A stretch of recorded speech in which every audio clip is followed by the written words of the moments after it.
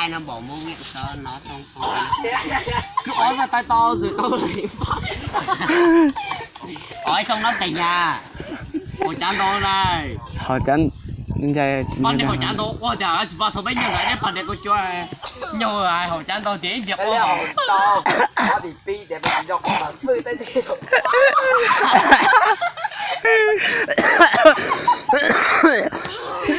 nó đúng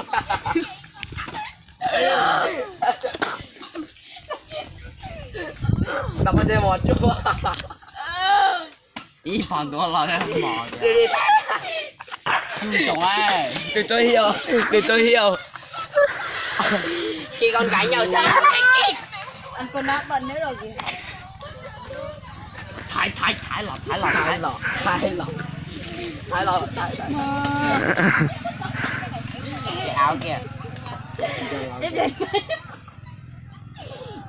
trời ơi cái bố quay hình người ra phản gì rồi đó Tiền nó mua đánh, mua của mỏ hả tiền nó đánh tao luôn á. Nghĩ mà mày còn thấy thế à? không lên ban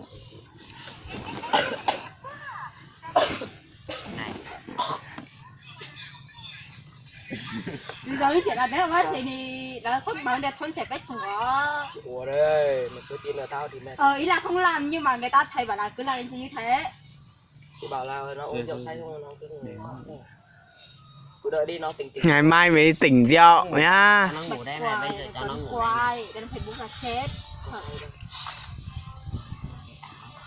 mặc áo như kiểu con trai ấy đúng mà thanh niên tinh khoe áo ngực và cái kết đủ mà rồi mình bảo là lúc đấy mình Thôi sợ ít thôi. mình bảo là solo với ấy rượu không mình bảo là bắt tay rồi mình bắt tay rồi lúc đấy mình món nhà nó cứ mình bảo là chia mình với nó cứ uống bây say giờ nó rồi ngủ cho nó ngủ đi Bây giờ cho nó ngủ đi. còn cứ chọc vừa cua rồi vừa này này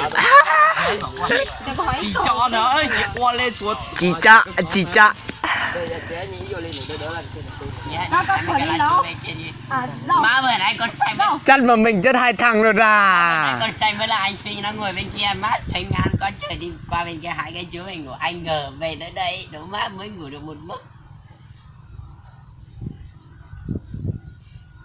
thì hai tên mấy cái lá chuối đấy là chập bự con mà vừa đấy là Chạp vừa chập cua cho nó ngủ đó, cho nó ngủ ở đây những cái chập bự chụp qua thì 100% nó ngủ rồi, ngủ say rồi.